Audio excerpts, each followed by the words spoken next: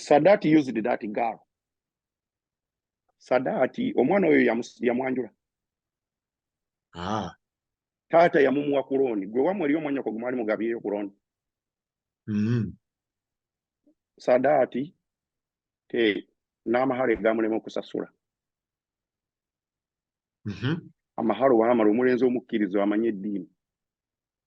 Amahale teyagasasula. Nika muzeeyi yamuwola mpole. Reception yali mudiro lya muzeeyi. Mudire wa muzeeyi ne bakuwowa. Bye baalya muzeeyi yabifumba. Ndowooza n'imaamu ye yamusasula. Ne bakugamba amahale nagono togasasula. Muzeeyi yamugaabugamye mulenzi nkusimye twala omwana wange. Omukazi bamuumuwa kuloni. What is his input? Abaana batwalidde nnyina mukola. Sente property zigula mu manya ga nnyoko. Lwaki olagira poloti y'egindi mama gigulire mu manya go. Ne kino kigulire mu manya go. So that sente ozijja wano muzikola babiri ebintu obugamba nnyoko abigulire mu manya ge. So that you don't own anything. In case something happens, this girl she walks away bare-handed. Kubanga, whatever Kevalina is not owned by Sadat. That is being exploitative. When Kugamanti yakoze somuwala. Do you know when America to how much we spend? We look at how much do you save. Do you know mamo kubanga alira abalongo? How much money is saved Sadat? No kere ncha. No siba Sezaala. No dira bana ba police no mala no kere ncha with your own direction ne kumali yo jokoze. No aba police bagenda bakwate Sezaala. Yakuwa no mwana we ngana mahale togamuwadde. No musibe na kumukaga na solo kusemiti. And you think oli mwamagezi tali na kye yakola according to me is a user, are exploitive, are abusive. Okumugatakata is a total idiot. Oyo Sadati se ateba njagala nkubulire muzeeyi damulira yebaze Katonda kuba nti Saddam teyayanjula. N'aleeta mahale n'aleeta ku bintu ne banywa ku sukaali wenti Sharifa yafumbiddwa. Sadati be bano Royal Sindise Police yali agenda sindika ne Fuso. Be bana bakabasaba ebintu. Zoza the category obwo bukopi. Yali ajja kuleeta Fuso asabe n'ebintu bye. Nedda. Bibu usada Sharifa wanga olibikira embuzi sigiraba saagirabye abo bibu basadati byali agenda okuddamu Sharifa wangamba bikira mumpe ebintu byange. That is the category of those boys.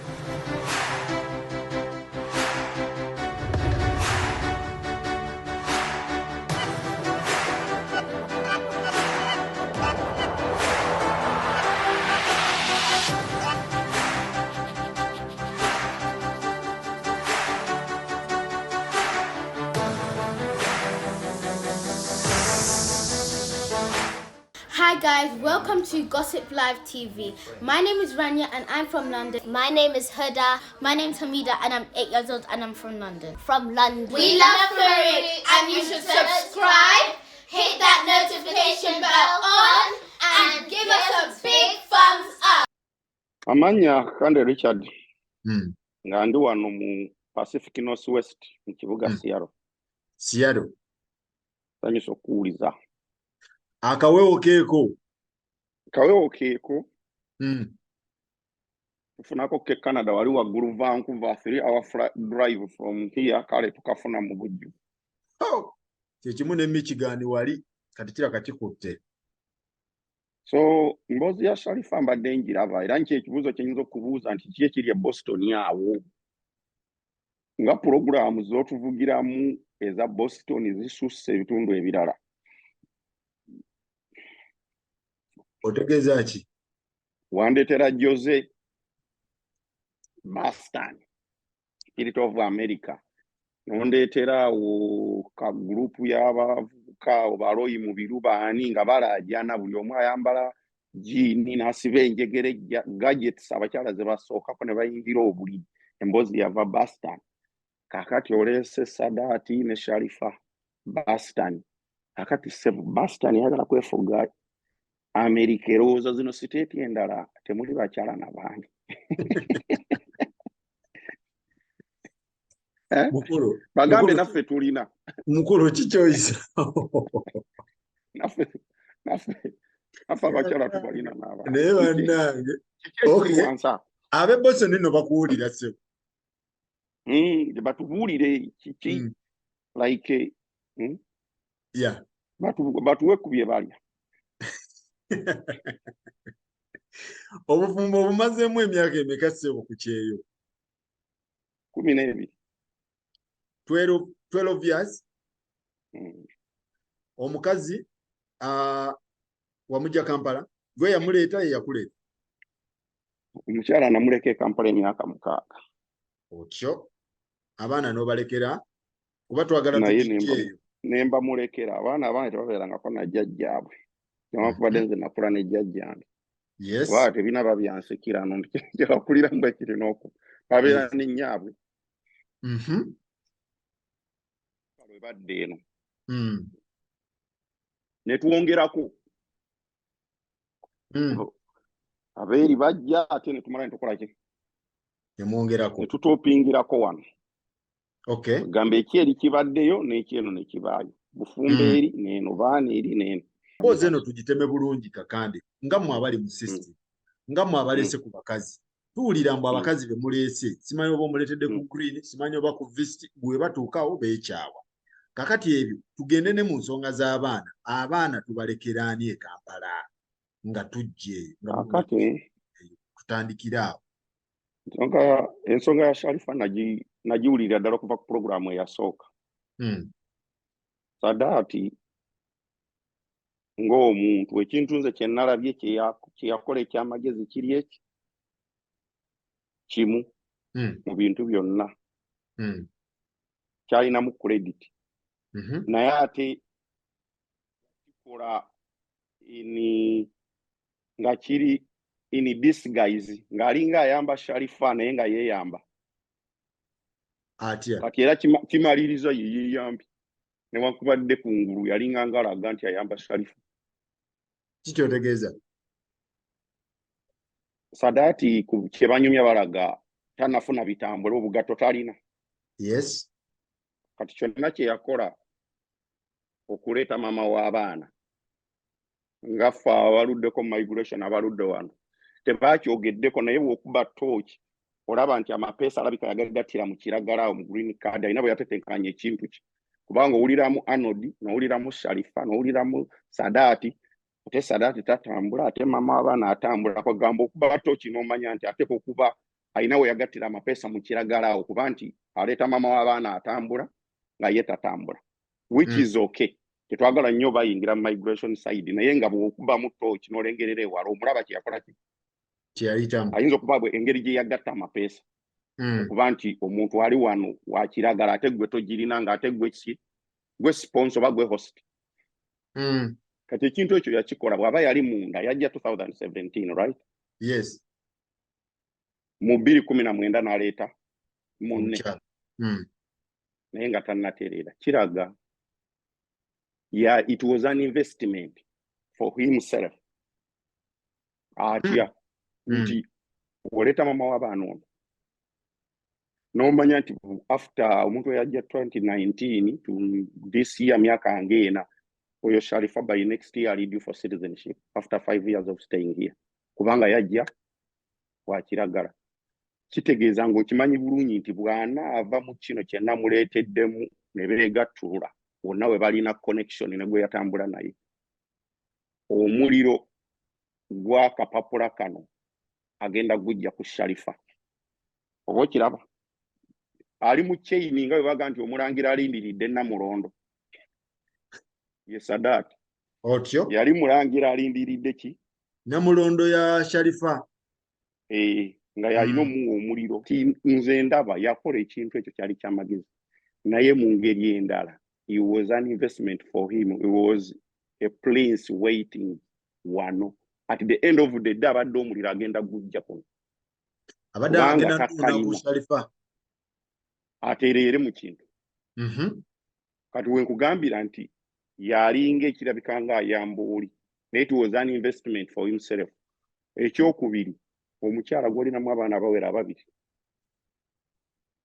okumujja e Uganda omuleete wano you are not helping mukyala oyamba abaana bo kyonna Sadaati kye yali akola yali akikolera abaana be.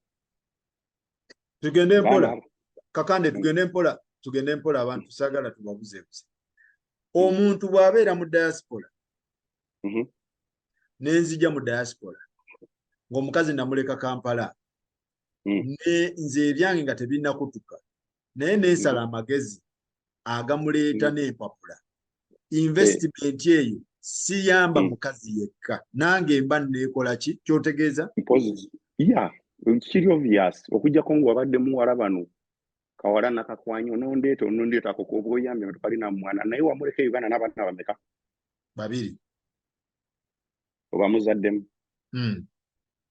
tomwanjudde tomugasa embaga ng'osubira oyamba ye oli mu kuyamba abaana bo kubanga gwe wano application yo togirinako guarantee whether is gonna be accepted or gonna be denied. Migration is not a joke. Anytime you can get a denial nga bakugamba otulabyeko oba okitegeera kati bw'oba olowooza n'ofuna opportunity ng'eyo sadati gye yakozesa n'atekamu ssente yali yeeyamba, he was acting smart. Tikyonna ekiva eno nze nga tannafuna bugatto tekinkuba oba kiwulira ne bukeera enkya nga sadati migration yemugamba you are denied, you have to leave the country. Ng'omaze okuyingiza omuntu oyo waddembe okulinnya ennyonyi n'afuluma okulaga nti ogondedde amateeka g'eggwanga n'otolaalira kubanga oba omaze okumanya nti ensigo nagirese ekoze ki emeze n'oddeeka ono omukyala akupetitioninga n'akujja ekyaddondo n'akukomyawo daani munda naye nga bano bakugaana osimanyi nti ofuluma smartire akuzza kyo wano wennyini tovaawo ng'ojuliza fomu I-130 ng'ogamba nsaba green card based on marriage mukkirira wali ku kooti dakiika 3 omulamuzi n'abagatta n'obagasa efuluma mwanyimye kino nzikiriza kino kyaganye application ewedde kati ndi wano tikiki nti omukyala am claiming a marriage based on marriage nti okakasa temulinamu n'abaana balongo takuddamu oba bamaze oba bakubye mulamba kati yamanya nina mu kintu wano naye tekiri defined yet n'alaba ddiiru wano n'agitooza gw'otolaba nga yali yeeterekedde that was his own investment yali tayamba Sharifa yekka kati ng'olese singa Sharifa teyamulinamu baana twaligambye yaleeta omuwala naye afunamu naye wamulekera abaana aba 2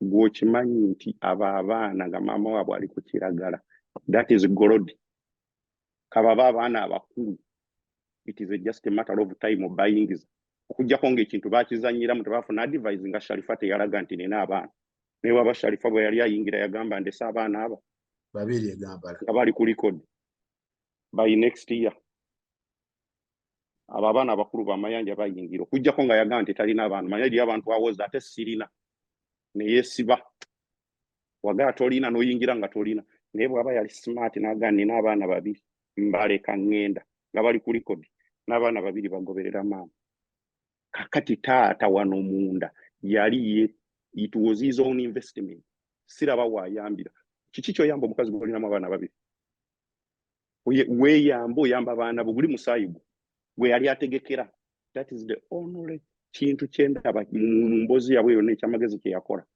kati bwe yamala okikola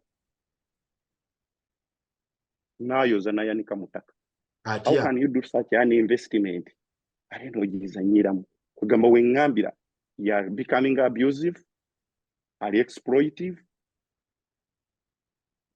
is like ali abusive ali exploitive is like good for nothing. He just acted like an idiot. Yeah, at the end of the day, he became a total idiot. How?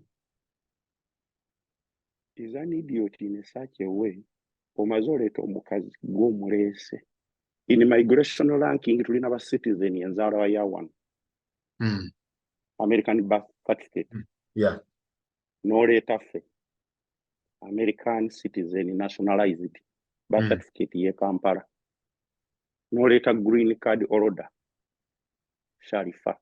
passport ya Uganda green card holder is a permanent resident muna Uganda eyo ayirake number 3 n'oleeta Sadiq ali ku please allow tukaita ka please allow he is authorized to work but he has no any other status. He is not a permanent resident, he is not a citizen, but migration ya mugamba gendo jiro okora tulabe ebintu. That is being on please allow him to work. Then in Iraq no lyokoleta undocumented migrants abasala border and government betemanyi they are here, they are not even recorded anyway. Those are the rankings in migration. Kati Sharifa is third in position okuva waggulu. Sadat is below. Yekiyalina okumanya nze mulese ekyomuleeta kyakoma Uganda ng'aginya ku nnyonyi. Once he landed here manya nti kati kalandinze andi waggulu. Okitegeera omuliro ngenda guba ojja wano. You cannot mistreat her, you cannot misuse the opportunity kubanga once lands here omusajja n'akubamu n'amugamba welcome to America n'ogenda n'omujja wali ku kombeya n'ojjako emigugu. Just know she's not the Sarifa gwe wali ne Uganda. Nga tanneenoonyeza rights ze kumuga nti you have a right to this. Omukyala tebamukola kino. Faruku nakugamba mu January ng'oli wano nti once omukyala kaatuuka wano e Uganda omufuga ebitundu 9 ku 10 abana 10%. Immediately the woman lands here kwata 3 nga tannageetoolera mu sepiki kwata ekijiko kinene osene 30% omugambe mama w'abaana kino kikyo. Bw'otakikola omuwe 40% of her rights omugambe nze mwami mu kuwanga kwaffe okkiriza nti am the head of the family nti bwe kiri ndi waggulu 20% ojja kumpuliriza. Anagago Sadati yalowooza yoli Sharifa gwe yakubanga empi ayagala mutwalira ku 90% 10. That is where amugambira nti is an idiot. Sharifa yalina omutemera ekifi ekiba kiyita kinankanya ekinyama akimweweere nga tannakyekwatira mu sowaani amanye nti this is not the Sadiq I dated in Kampala. Sadiq traveled n'abeera exposed is a different man.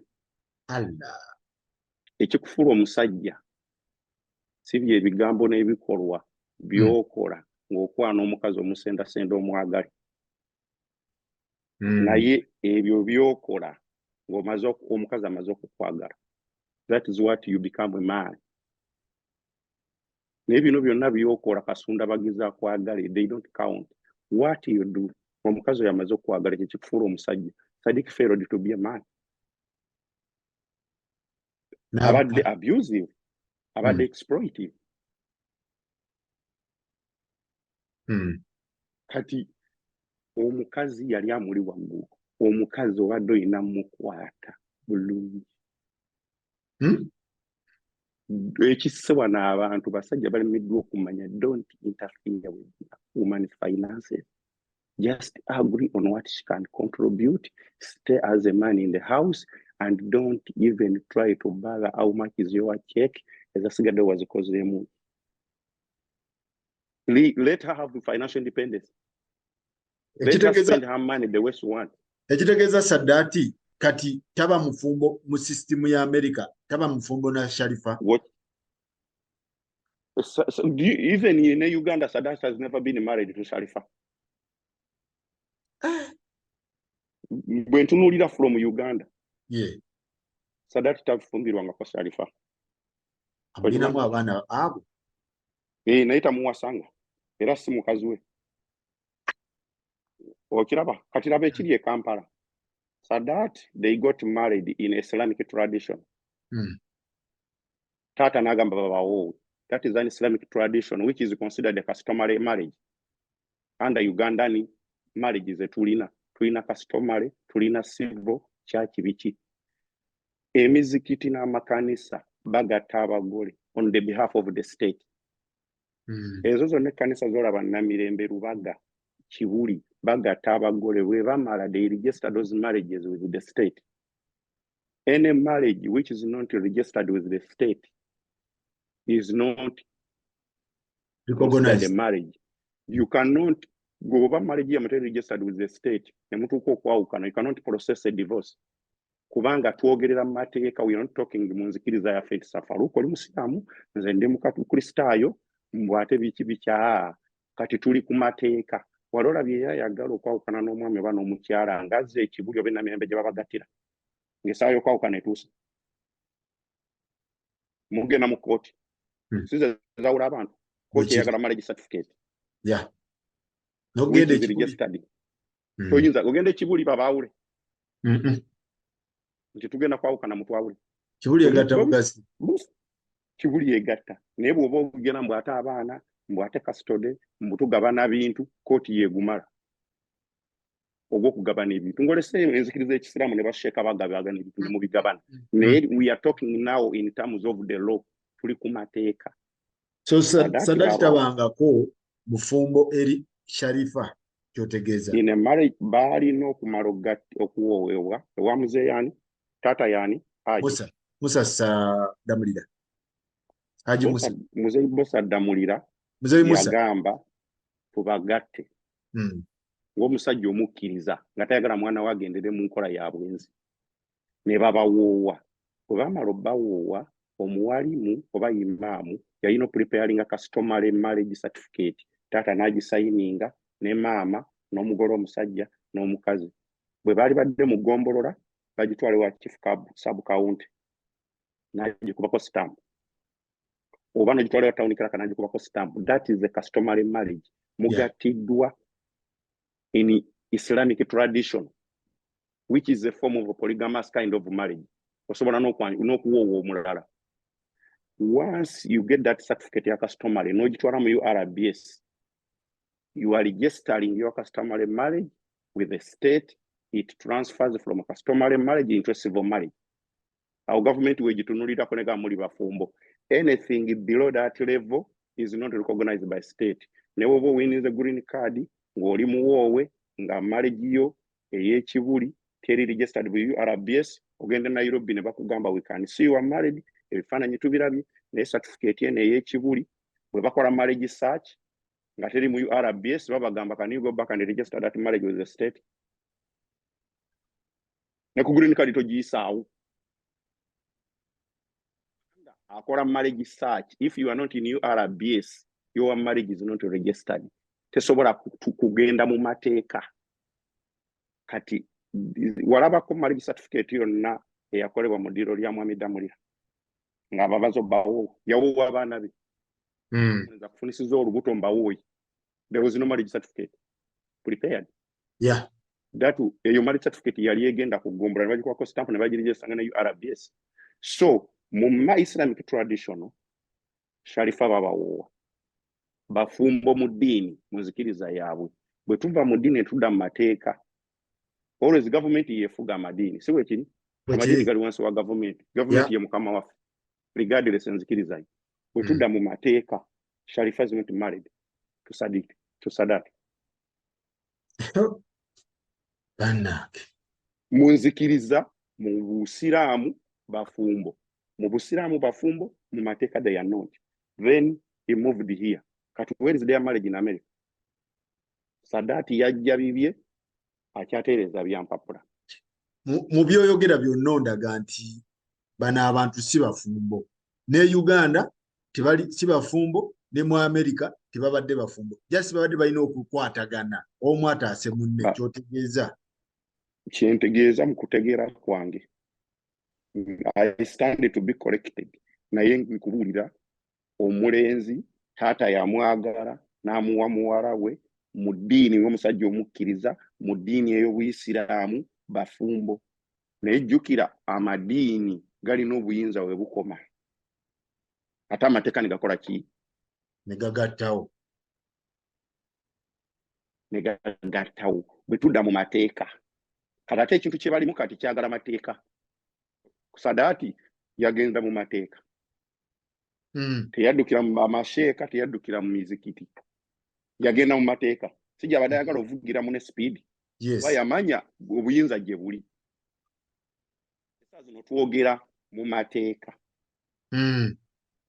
mateeka Sharifa is not married to Sadati kubanga Sharifa olwalero asobola okugenda n'afayiringa divorce nawulira naye yennyini akikoonako asobola okugenda n'afayiringa divorce nti twawukanye ne Sadati njagala divorce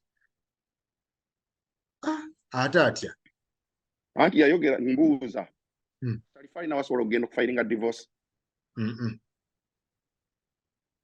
omuntu atasobola filing a divorce, then are you married?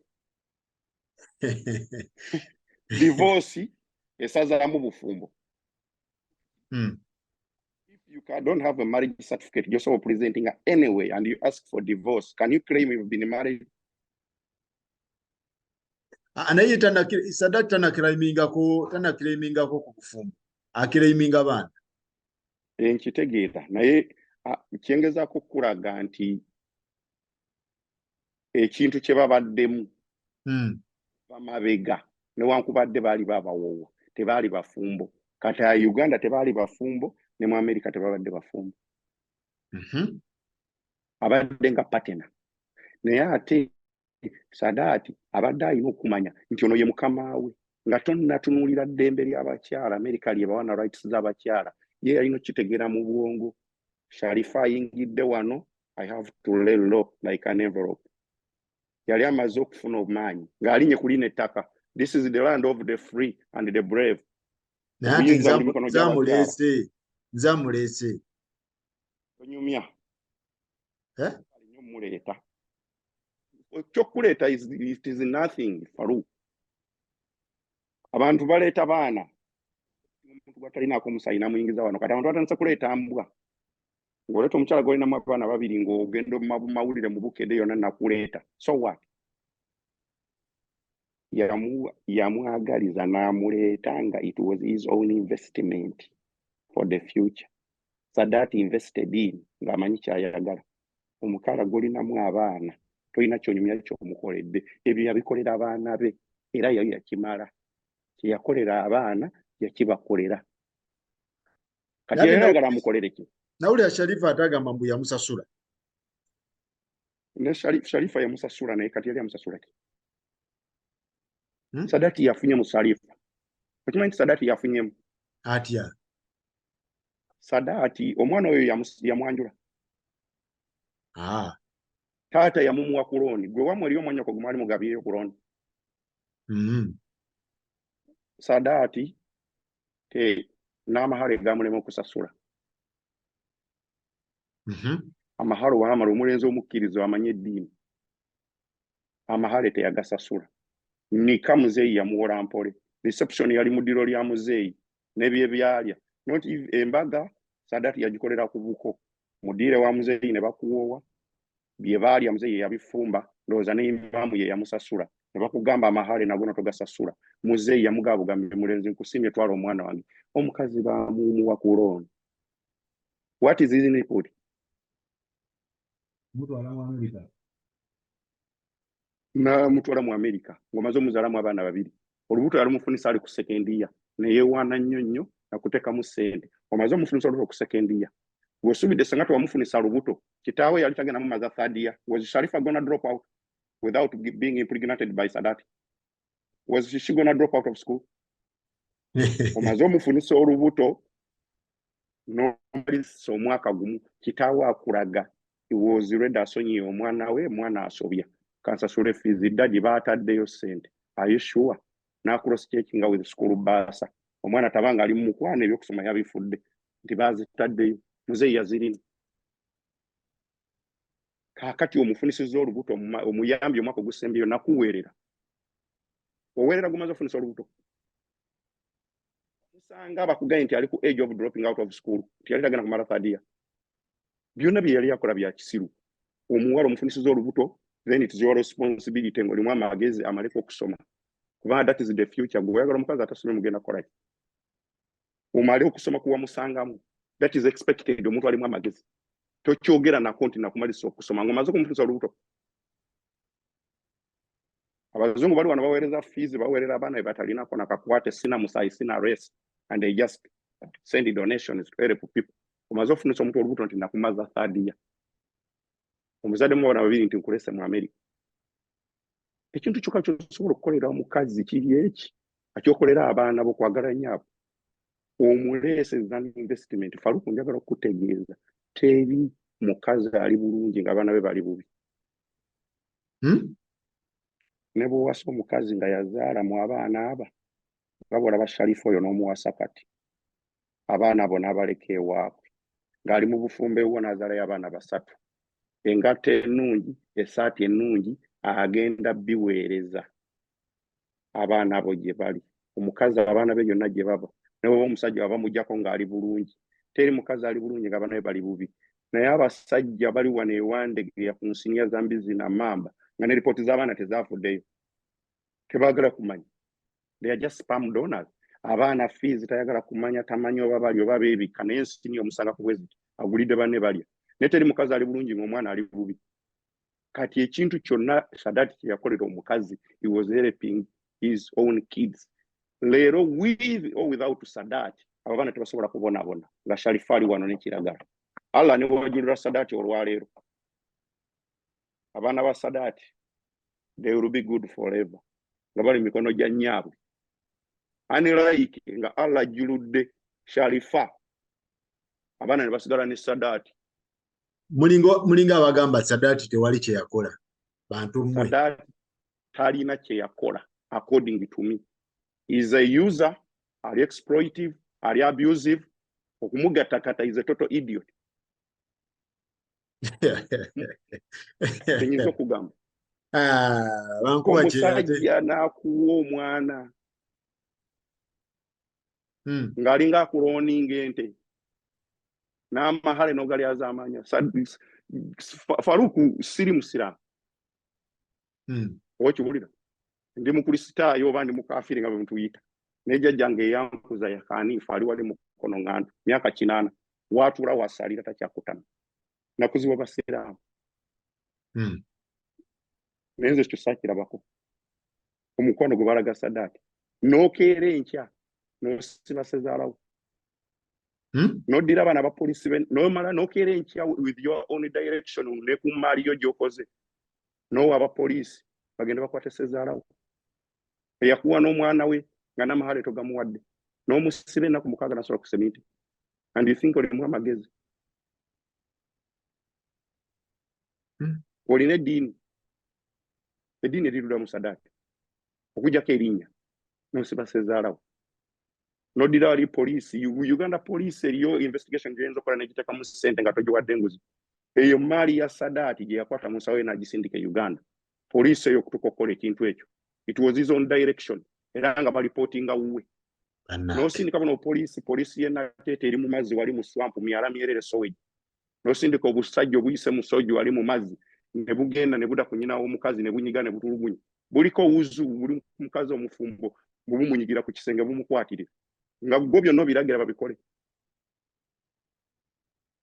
Because they loved you. Ng'ojja omwana wabwe mu ssomero. Sadat himself he couldn't afford to kubeera na muwala oyo in the first place. Babo yamufunisa olubuto teyali sobola dde okumwanjula, yali sobola dde omuwa ow'omukolo omutongole omuwesa ekitiibwa ne bamumuwa. Kale muvubuka tuwala mu ddiro lya kitawe wali reception yagisasula. Baba woweraawe yasasulawo. Reception yagikolera ku buko. Tubeere benkanya. Kakande tubeere benkanya ne Sadat yateeka buko. Okuleeta omuntu mu America almost mutwalo n'ekintu. Yamulekera business Kampala business n'agirya. Ebyo byonna business zigwa omanya abantu abakasola business e Kampala roza babalekera ndekere. Naawe nnyini Faruku osobola okutuula kati mu business yo n'egwa. Bwe kiri. So okugwa kwa business zinomo. Okugwa kwa business kisoboka nga naawe gw'ogirimu. Mbu yateekawo ssente ze omudookingawo. Ssente mmeka? Ebya green card obimanyi Kakande wabiyitamu. Green card seetaaga million 15 okujja omuntu e Kampala. What is the most expensive part mu green card? Ticket. One way. Tebagula return. One way $1,000. is the biggest one single item mu green card. Ekyokubiri emitwalo 6 ejja medical ze million 2 eza Uganda per person. Visa ya $3.5 mbulirayo ekintu kimwe kiri mu green card ekiyabbeyi. Interpolator emitwalo 10 jojje kololo. Basi agenda Nairobi ya mitwalo 6. Hotelo ya mitwalo 2 osulayo na 5 kakadde. Visa ya $3.5. Ticket one way $15. So sataga million 15 nzamu product of green card. Family ya fwana tuwera waga. Onabagira ku green card. So I know the cost of green card. Sadati okuleeta oyo simanyi anodino oyo musiba wabaya suko mutwalo gwa $. Abombi bali less than $10,000. So it's not a big deal. There is no big deal. Oletani is the issue. Tulese babulaza, tulese basisita, tuleta abakazi, pipa abantu baleta ngo batalina ako kakwate. Ngoleta omukazi golinamu abaana ngo vayo ngo ganda kulese.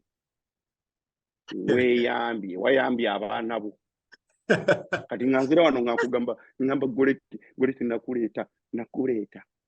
Nga namulekayo n'abaana. Gwolese ni towamu abantu bangi tukyadde wabo abakazi tubanjudde tubakubye empeta tubaleese. Now we can still respect them. Sadati yakolako kikubi byonna. Ogambe ta? Sadati yakolako kikubi byonna. Oyo Sadati se ateba njagala nkubuulire muzeeyi damulira yebaze Katonda okuba nti Saddam teyayanjula. N'aleeta mahale n'aleeta ku bintu ne banywa ku sukaali wenti Sharifa yafumbiddwa. Sadati be bano bwe yali sindise poliisi yali agenda sindika ne Fuso be bano abakabasaba ebintu. Zoza the category obwo bukopi. Yali ajja kuleeta Fuso asabe n'ebintu bye. Nedda. Beebo Sharifa wanga oli bikira embuzi sigiraba saagirabye. Abubibu basadati byali agenda okuddamu. Sharifa wangamba bikira mumpe ebintu byange. That is the category of those boys. Bebaze Allah. Richard lero oli mukambwe. Richard muzeyi damulira ayisengalo masa ngamba alhamdulillah sanyo sukari wa Sadati. Fuso yabadde ejja kuba akabinaawo. If we can afford okusindika abantu bazo obuliri bwa Nyazaalawo. Then kiyali asigadde kuleeta Fuso kusaba sukari. Sadati tayawukana na Iga. Sadati talina kyatugamba. Sadati omukazi yali atuuka wano. Mukazi toyagala mukazi bamuwe ride. What do you do? Mugulire emmotoka. Mukazi muyigirize emmotoka mugulire emmotoka. Toyagala bamuwe ride. Bamuwa ride okola road range. Yabakola okubakiika emmotoka is against the law. If I'm driving, I'm following a distance young, I don't expect anything. No jonchike emmotoka. You are putting the lives of other people nanga bali mu mmotoka in danger. That is road range, which is a violation. Naye omukazi yawumbirira, they did not report. So that is not kiri mu bwongo bwe. Ng'onoonya obugatto, you have to stay away from law enforcement as much as you can. You want to stay clean. Naye ebintu ebyo nabyo yakola, he was acting like an idiot. Okola road range. Someone is driving mukazi watudde mu mwana natukiika emmotoka. Omanyi kye bayita road range one. Which it is again. You are putting the lives of others. Omuntu n'okiika emmotoka. That is road range. Siku expecting kwa kitinga so aggressive like that nga mvuga emmotoka. Ndi mulayini yange, I'm driving, following the traffic rule. N'okiika emmotoka, you make me to hit the brake hard to stop unexpectedly, right? Nandi emabega is gonna do the same kubanga okiise emmotoka. That is a traffic violation. Bali no genda ku police bagirope. You can report someone without pressing charges. Noga police akoze kino ne kino, akikoze Sadati. Do you want to press charges? No, you have a right. I'm not pressing charges, but I need a police report. No, you quarter no, you take away. Nagamba no more height into now reporting that you were threatened. Threatening someone is not allowed. You cannot threaten someone. Alina record your job violence. That is why I'm going back to benyini abamukozesa batunulira Sharifa ne mukozi munne ne eye nga yalina oggobo. That is job violence. Bwogenda ku mulimu ne ba interviewing mukama waabwe, he had some elements of threatening fellow workers. You make that report, you don't press charges, no gitereka. Senga bakazi bali bageze omusajja kubo oliru muto omusibya, report, don't press charges, tereka. Those things will catch up with him. Kati ono omukazi ali smart. He always kept Sadat away from reinforcement. Naye senga Sharifa yalina advisor obulungi. Bakulu bange bankima. Mama bwe yasooka ozaalo Sharifa mulanga mwannyinaze. Senga Sharifa yandi bulungi bw'ati nga alina contact naye nga I could know what she could go through. Or Sadat, what he did, you could just keep on reporting, you don't press charges. You keep all those police reports. Migration erina jabaita anonymous call.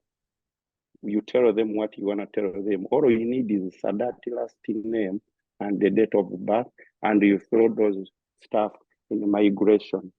Agenda kudinisa migration. Before they give you asylum, they run a background check on you, FBI background check. Whatever on your record is gonna count up with you. Tebawa idiots asylum.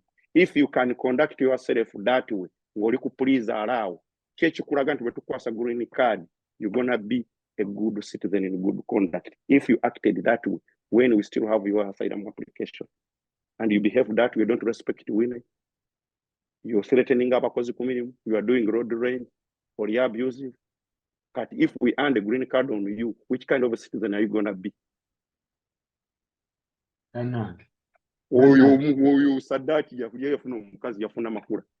Ebyo bintu obimuzizika nabisanga kudinisa. You've been doing all of that. Naye omukazi yamuprotectinga. That road rage would have been reported. Ezo cases zali reported. Those are not threats they are movement. Bonza cyali kyetagisa cyo Sharifu okugendera mu kisengene Yesu leri nakuva mulanga nakuba 911. Nagambe the threatening imi nasuze ku mulimu ngama zembasajja he said he's going to kill me. A single word joga mu muntu nti I can kill you.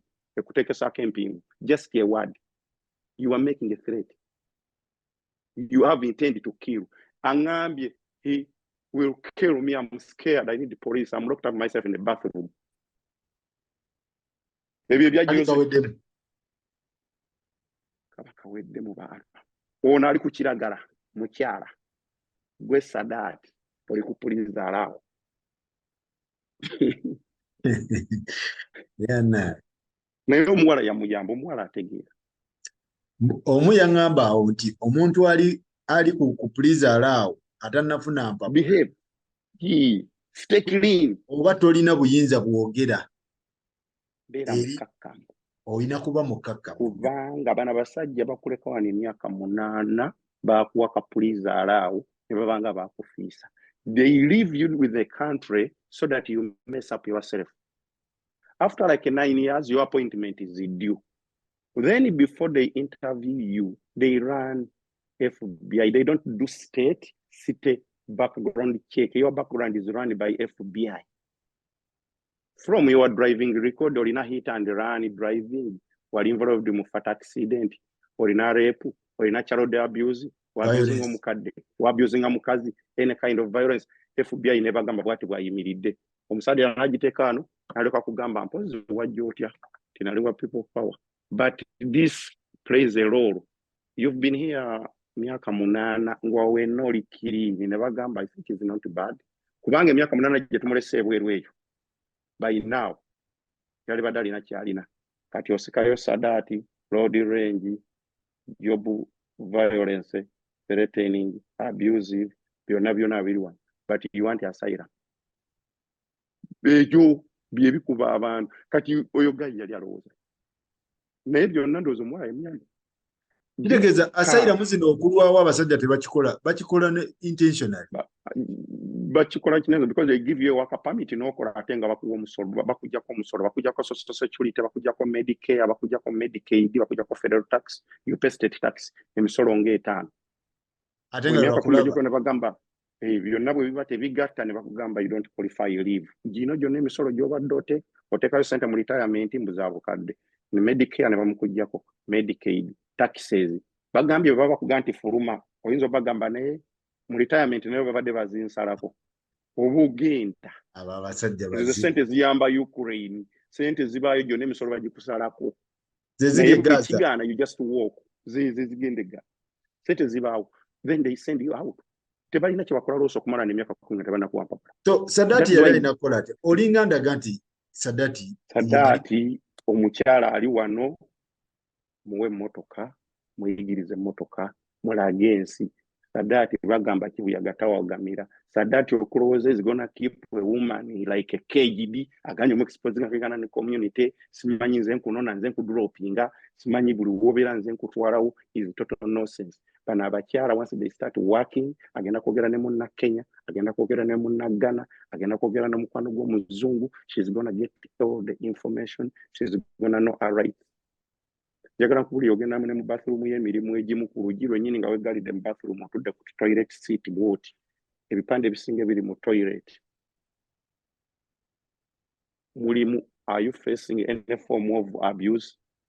There is a hotline ze babatimbira all over. Omuntu waba mutoyi byasoma. Are you being threatened? Olina obuzibu bwonna waka bye bintu bye babuuza ne mu ddwaliro.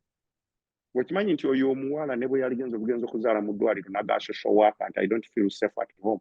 I'm being abused. Ayirwadde bayinza okuba nga natakomawo nakana bana. Sadati yali mukyala muwe emmotoka muleka avuge.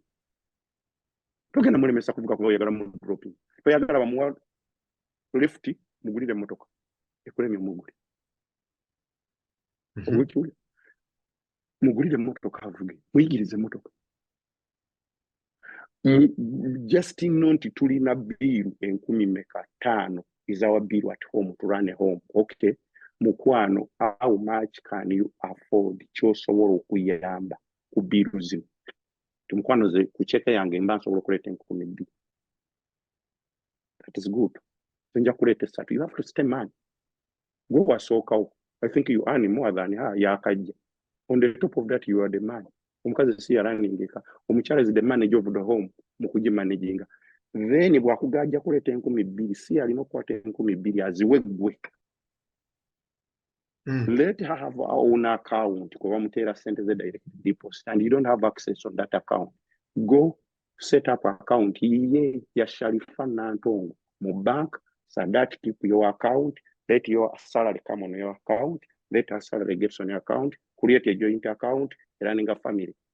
Biru, motoka, nyumba, masanyalaze, gasi, chakala yenna. Gwe kwata sente zine zize 13 ziteka ku joint account. And let her run the joint account. Yakwate zaziteko. Genda mu store mu Costco sindika card. Mchara nga batekako byayagala twagala inanasi. Yagala apple. Yagala nyanya. Bwagula obutungulu n'ennyanya Salifa jonna guzo obunzaali. Olina okumpayo $5. Ayagala gabana nyanya na bunzaali na mukazi. Mukazi yagamba buli kyetugula tugabanira wakati. Which kind of a man are you? Are you being a husband? Buli kyetugula tugabanira wakati. Then kati oli musajja. Buli kyetugula tugabanira wakati. Bwaweereza nnyina 10 n'ayomba. When the hell would you question a woman aweereza muzadde we sente? Are you out of your senses? Obuzibu Sadati. Mulekara ninge waka. No, kakandi. Obuzibu Sadati nze namukubirako. Naye yangambye abo baleke boogera naye nze sigenda wa side ya. Bwe buzibu bwokka bwe tufunye mu story. Naye twandiwulidde side ye ne muwulira omuliro. Aveyo ayogere. Yangambye. Ngoza yalabye nga bye yakoze tasobola kubidefendinga. Kati Sadati etayinza kwekwasa mukazi nti yamutabukako mu America. Omukadde gwe gusala omujja. Look at Sadati ne Kampala. Omuwala agamba yankubanga n'enzija ne banyiga n'enzirayo. Erina ky'olina right kuba mukazi. Omukubira ki omwana muto? Olaba nabane tosobola bakuba. Omukubira ki? There is nothing which kirakawa mulaka mulimu element y'obwenzi. Talina kya mugamba mukuba. Gets 5 beating. Nti yali amukubira ki? Yali amukubira ki regardless. Yali amukubira ki? Tekyo mukuba tanyumya. Omukubira ki?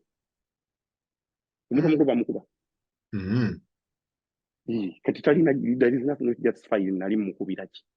The So first kati, thing, you cannot put your hands on her. Richard, bw'oba nti Sadati yali yeetaaga omukyalo ono because omukyalo ono alina ebitambula. Kati Sadati yali alina kukola ki mu kapasite ye okuggusa ekintu kino kye yatandika. Kukwata omukazi yennyini eyamuleeta amutambuze mpola kubanga yali amwetaaga. Sharifa yali mukama wa Sadati.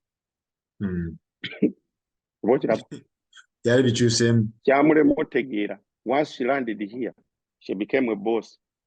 Yete yamanya. Katono ye mukama we nalowooza ajja musiba. Naye bwe yatandika omusiba yakola ki? Bw'ata munjje ku mulimu ku budde n'afuna amuwa ki? Ride. N'ajja n'akola road range. Kaakati okuziyiza kusinga okuguwonya. Lwaki teyamufunira emmotoka day one so that bw'akilooking out she just drives home. Then ogenda omugoberera okole road range. Create a budget, you work out a budget nti zino ze bills ze tulina check egira mu sente mekwa eya 2 weeks nti 12. How much can you bring nti ku check egira mu 12 emirundi ebiri eyebiri esooka ejja okugenda awakansigaza eri. Abakazi wano Faruku tetubagulira ngoye. Abakazi baffe tetubagulira ngoye, tetubagulira bizigo, tetubagulira nviiri kubanga speed kwe bagulira ebintu ya tabu. Ku Saturday weberayo birthday alina ogula olugoye n'engatto, ku Sunday eriyo baby shower n'ogula olugoye n'engatto. They buy their own things. Winter wezikyuka, summer wezijja. Winter, summer, so they are so crazy with shopping. You let us spend how money. Ate fabalina abakazi n'abaana ogenda n'otunuulira ng'era ssente azisigaza nga ziri mu baana. Omwana gamba ndaddi nina engatto gye njagala n'omugaso essuka ngatto ya $6. Daddy the other one abaana ze bambala Jordan is like $200 ya $2 n'omuganzi ninako nkaaga. Olide. Mama we nagamba tugimugulire n'omuganzi ezange zizo 8. Saagala kumanya. Wayite ennaku 2 omulaba ava ku ssomero ng'ali mu Jordan. Nze na bamba gambye ezange mmeka? 8. Engatto gye ngenda okugula 8. Oba Jordan simanyi naye geno kulanga nnyina bagiguze. Ogira bwoti ng'ali mu Jordan ya dola ebi. Kati sente z'omukazi zitazirazeewo. Emitwalo 7 ez'e Kampala. Nga yazimutaddemu. Ng'amugulidde.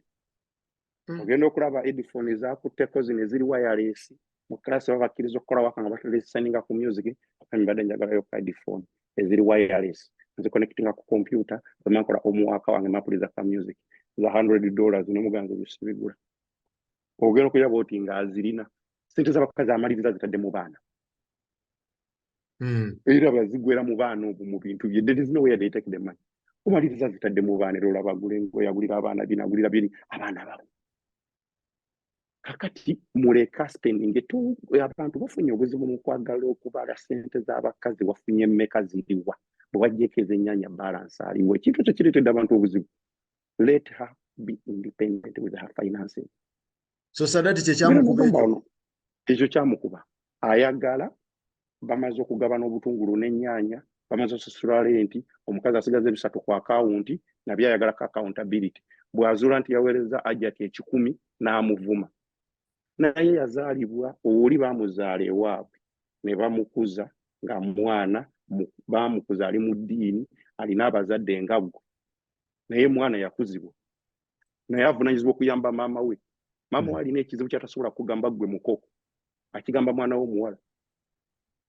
Omwana aweereza abazadde be 10 n'omuvuma. Ne bw'aligenze ku ssimu n'osanga nga yasindikidde nnyina 10 ezi. Nga teyazitodde muzizo. Shut up. Yamukwata n'omu Haiti. What did he do? Yamukwata n'omu Haiti. Yali bade ne police report. Lwaki teyakuba? Anti Sadati yalemu okumanya omukazi kye yamuleeteramu. Mukazi we teyali mukazi we. You couldn't even claim nti mukyala wange.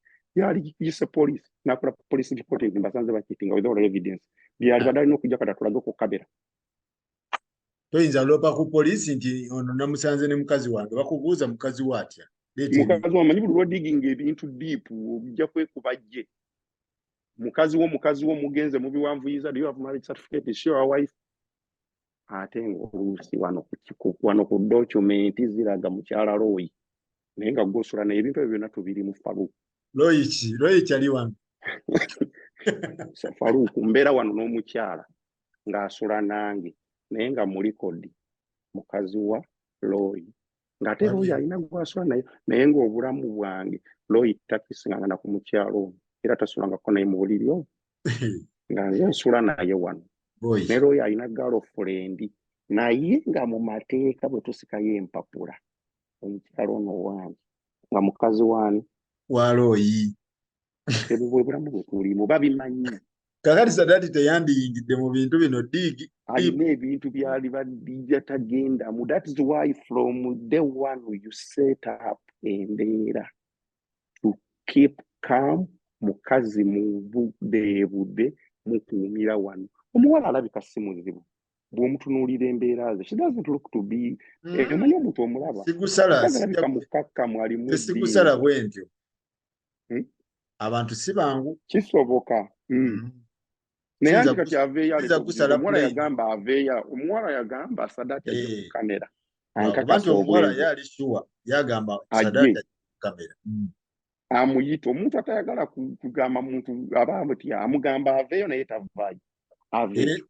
Sadati yaŋŋambye amazima naŋŋamba sigenda kujja naye kambaleke nze kanfuuka omubi kambaleke bakassa konna amajama. Sadati used that girl. Omanyi nti yamukozesa how mama w'abaana mama w'abaana Sadati bw'amala oleeta omwana ono bazadde abaana batuwa wano emyezi 3 omwami n'omukyala ng'abaana bazaaliddwa muzadde omwana kumulabirira to bond with the kid. Omwana bwe tebamutwala nga bamwezi gumu 2 omuwala nga n'amabeere tegannakala gakyatonye n'amugaa tutwala abaana babatwala Uganda. Uganda. You are separating mama n'abaana. The bond teyaliwo. Omanyi that was one psychological torture. Omwala gye yamutekawo. Kale bakkaanya n'otwala abaana n'obatwala Uganda. Then omuwala n'akomawo n'akola. Sente ze baakola mu kubanga bazadde be baleera abaana zaakola ki? Sadati yazigulamu ettaka ng'aligula mu mannya ga nnyina. And all the money you made ng'omukakasiza maama kaleera abaana tukole ekyo ne bakikkaanya. Sente bw'ogula ettaka oligula mu mannya ga nnyoko. Nnyoko mufumbo alina obufumbo obubwe. Nnyoko si mukazi wo. Eno emmaali gy'okola n'ono omukazi mulina abaana 2 e Uganda. Lwaki togamba maama sente ze nkuweereza ettaka ligula olitekemu abo abaana ba Sharifa 2. Omukazi ono amanye nti entuuyo zange ne Sadati nzirinako ettaka lye twagula enajja nankumbi ke twaguze Masaka kali mmanya gabali abaana 2. Tata waabwe anjagala nange entuuyo Sadati ayagala ebintu bye bakola nga bagase ssente babigulire mmanya ga nnyina. That is being exploitive na kubeera user. Ati olwaleero kimanyi nti ettaka lyo lyonna baagula sirya Sadati ne Sharifa tasoyinza reclaiming mu mateeka. Who owns it? Olwaleero Sharifa n'agamba twagula ebintu Sadati njagala ku bintu. Sadati agamba sirina wadde olubatu lw'ettaka mu mateeka. Sadati leeta ebyapa bwe bagenda ne bakola land title searches eriyo ekyapa ekiri manya ga Sadati. Nnyoko omufumbo alina obufumbo bubwe. Faruku njagala okutegeeza family yo eri more important than the family gy'ovaamu. Kuba okitegeera? Mukazi wo n'abaana buvunaanyizibwa abo abaana b'otadde mu nsi. Family gy'ovaamu Faruku ne bannyoko muvunaanyizibwa kyenkanyi okulabirira abakadde. Faruku leeta mugerwa leeta ani mugatte mulabirira abakadde. It is a collective effort mulabirira abakadde buvunaanyizibwa bw'abaana. Naye when it comes to Iraq, family yo eri more important than family gy'ovaamu. Lwaki olagira poloti y'egindi mama gigulire mu mannya go ne kino kigulire mu mannya go so that sente ozijja wano muzikola 2 ebintu obugamba nnyo kabigulire mu mannya ge so that you don't own anything. In case something happens, this girl she walks away bare-handed. Kubanga whatever Kevalina is not owned by Sadati. That is being exploitative. When kugamba nti yakozesa omuwala. Do you know when America tutunulira how much we spend? We look at how much do you save. Do you know mama kubanga alera abalongo how much money is saved Sadati and mukazi? How much they saved? daycare omwana omu eri mu dola nga 2 mwezi per hour. Per hour? Okutwala omwana mu daycare, they charge according to age. Senga okutwala omwana w'emyaka 5 mu daycare ali self toileting, bw'omuwa juice amweriisa, sandwich agyeriisa. You just take care of him. Oyogera naye okuzanya katuni. He is not total care. Oyo bayinza okugamba yajja kuba $18. Mama yabasevinga mpitirivu. Bana abaana baali bato, total care from diaper to feeding and all that. Alinga mu $25 per hour. Bana babiri. Okubatwala mu daycare ogenda okole 8-hour shift. Every hour balina okuteekayo $100. It was 8-hour shift. That is over $400. Kitegeeza Sharifa would not work with those twins. Yalina kubaka mukyala Sadati akole amulabirire, which is okay. Obusiramu kye bubagamba omukazi olina mukolerera mulabirira, so si mutulugunya. Sebo ekiri sebo. Richard, njagala tumalirize Sharifa ne Sadati obubaka ki? Obubaka bwemuwa Sadati akkirize ebyaliwo akendeza obusungu. Naye kyabasookera ddala yeetondere bakadde be abazaala omuwala. Ebisobyo byaliwo kubanga oba omukyala yayenda, omukyala yayenda. It doesn't justify atokozesa busungu genda kutwala bakadde bali mu kkomera. Kati ate abakadde be yagezaako okusibira omwana be bamulerera omwana ow'omwezi ogumu paka ku myaka 2. How much money they saved him? Omulimu gwe babakolera munene. Afumintirize nti ekikolwa ekyo senga Sharifa yakikola ababe. Kati yeetonde mu myaka muto ate bamuzaala bamwesiga ne bamwagala okutunulira emboozi gyeva akole ekyasirike. Oba bo tebamusonyiwa tebamusonyiwa. Sharifa ayinza obutawa Sadati second chance okusinzira ku kye bayiseemu. Ekyo takikola waddembe. Naye amanye bombi buli omu ayagala munne. Kaaba oyo omwana gwe basigaza gwe Allah gwe yabaleka naawona kato. N'okuliniwinga obuliniwinza eyo passport yo giraba. Oyo omwana bamuwa passport ya myaka egi omuto. Okugiriniwinga Sharifa tagenda liniwinga passport eyo nga Sadati tasayinize. Ne Sadati ne bafuna custody y'omwana oyo tebajja kumuliniwingira passport eyo nga tasayinize. Ne bweneggwako ng'ali Kampala ajja genda ku embassy. They need signature ya Sadati to renew that passport. Ne Sadati ne bwana bayo alina custody, they need Sharifa to sign. If they cannot come together, your passport weggwako tajja funa ndala. Ajja beere Kampala nga mu America without a travel document emukomyawo. Paka lwe bali sisinkana ne batekako emikono. Kitegeeza buli omu yeetaaga munne. Buli omu yeetaaga munne. Byonna babikole. But they have to leave their lines open. Beezaalamu tebali kijjawo. Child support Sadati gwayagala akimanye nti he cannot determine njagala 50% of child support. Court yesala wegenda tunira Sadati how much you make, Sharifa how much you make, akole nyingi, Faruku Sengo omukyala akole $10,000 omwaka.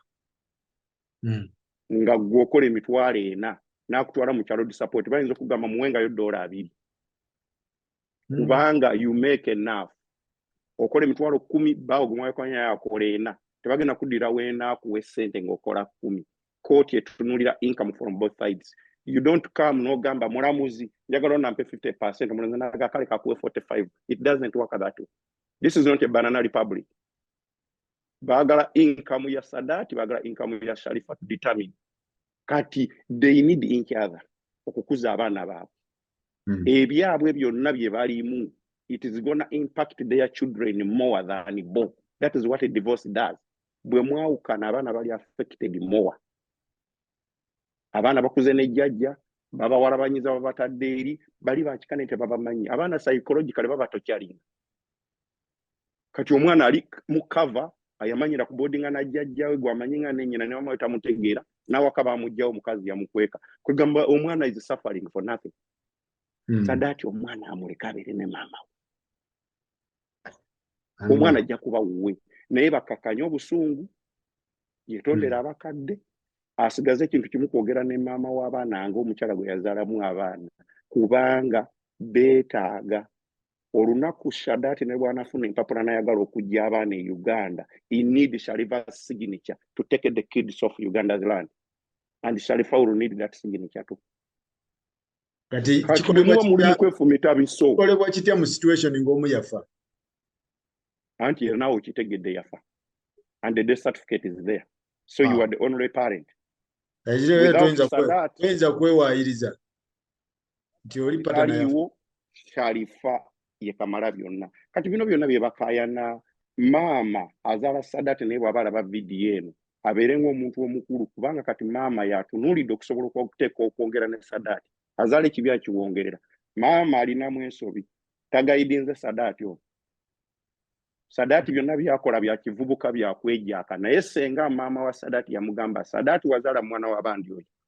Byonna weebiri omuwala byonna bye yakola naye toteeka kintu kino ku levesi basezaalawo Sadat would have stepped back. Naye maama naye alabika. Ebana abazadde omanyi bw'obeera eno buweereza maama 10 alowooza. Bw'ataakola ekyoyagala onoonyiiga. Alaba ng'oli mu nsobi n'etayagala kugamba nti ekyo kibi. Yimirira ng'omuzadde omugambe oba omwezi guno tompa bireke. Naye tosiba Sezaalawo. Tosindika basajja agenda kutakula buliri bwa nnyazaalawo. Kireke. That word from mama would have played a role. Nesimanyi mama kyayogera ne mutabani we. Okay. Bagato Oluganda. Mwami aji olujja luli omwana waabwe yazaalayo tekirivaawo. Ne Sadati neno tekirivaayo. Okay. Bagezeeko okulaba nti bakendeeza ebiso bakwatagane tebalina gye bagenda kudda beerinamu abaana abo. Alright. Tweyanza nnyo Bwana Richard. Abantu kyenyiza bagamba. Abantu b'essia naye Sadati ajje. Omanyi basobola okusalira omusango ina absentia. Bw'oba toliiwo obujulizi bwonna bwe tulina obwa Nnyazaala ne taata ne Sharifa bulumika Sadati aveeyo. Bw'aba tavaayo akomererwe. Amulindeeko komerera ayinza okujja naye yadangambye abo bankuba magi mavundu naye kambeso jangu ga defending kuba abadde amusindikira ssente aje abadde mbw amuwa ssente $228 nozisindikira Sezaalawo okuyidi $28 mitwalo 10 ye bulijjo yali amusibulula. Sadati kati yalina okujja atuwe accountability y'ebintu naweereza ssente abadde aziweereza abaana be. How much money they saved him okulera abaana? Faruku tuzaalidde wano abaana. Omanyi ekyo kitegeeza okubeera n'omwana wano? Nkimanyi nakiraba. Sadati yagenda mu ddwaliro n'aba creeping ekirira ng'omukazi oyo azadde n'asala ekirira ky'abaana abo. Bakuyita nali nkutte okugulu kuno nansi n'akwata kuli dokita n'aggyayo omwana. N'akuriping ekirira kino n'akikuripinga nga Richard Sala n'ensala mbuliko code went. Ne bajjayo planseta ne bagiteeka mu kataasa. Ne baginspectinga nga ndaba bwenti. Ne ntunulira mukazi wange ng'atuuyanye ng'olinza olaba bamuyiridde amazzi. Ne ntunuulira omwana avuddemu. Ne ntunuulira ekyende kibamuggyemu nga baginspectinga n'ensala ekirira. That is the day you're going to respect your woman. Sisobola na kukeera nkya ne ngamba mukazi wange abaana bange leete n'abaana. Mbatwale. Faruku ndi mu myaka 4 n'omusobyo. Ngenda nkweza myaka nga 5 very soon. The next 20 years all I will need is a toilet, a bed, n'akakopo mwenteeka danger. The rest is history. Leave the woman with the kids. Bwe bulamu bwe. Bw'oba wali ogenze mu ddwaliro. Goleti mundabire mwagala nnyo goleti wange. Talina buzibu muteeketeeka alinga nga Sharifa. Olikiriya.